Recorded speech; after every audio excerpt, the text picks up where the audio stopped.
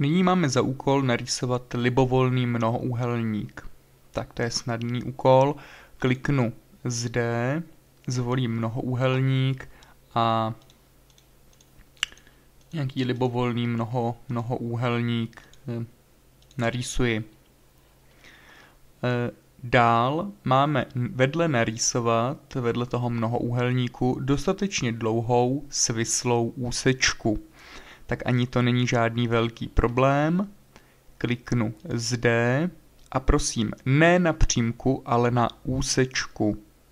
Kliknu na úsečku a dostatečně dlouhou, tak aby byla vyšší než ten náš mnohoúhelník, tak kliknu sem a sem. Má být svislá, tak udělám svislou. Tak. My jsme se učili narýsovat vždycky obraz. Nicméně GeoGebra má přímo na to nástroj, který nám ušetří spoustu času. Kde ho nalezneme? Nalezneme ho zde. Když si kliknete zde, tak zde můžete vidět osová souměrnost. Klikněte a jako první klikneme na tu úsečku. Najedeme na ní, jakmile ta čára tloustne nebo je větší, tak kliknu. Po druhé kliknu do toho mnohoúhelníku. Kliknu do něj. Klik. A automaticky, aniž bychom museli dělat kolmice a kružnice, tak se nám narýsoval obraz mnohoúhelníku.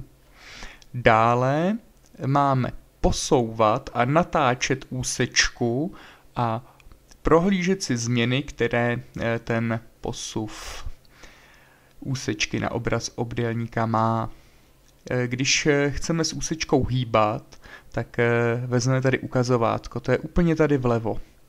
Kliknu na ukazovátko a kliknu někam tady na tu přímku. Kliknu, držím a hýbu.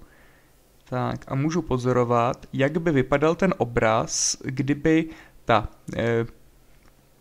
přímka procházela například takhle nebo takto. Dál si můžeme i natáčet, takže můžeme kliknout na bod a takhle překlápět. Tak. Takže zkoumejte, koukejte, určitě něco zajímavého odhalíte. Minimálně bych byl rád, kdyby vám došlo, proč když ten bod leží na ose, tak proč ho nemusíme dělat, protože proč je vlastně společný. Jo? Tady by to mělo být patrné. Tak, to je všechno.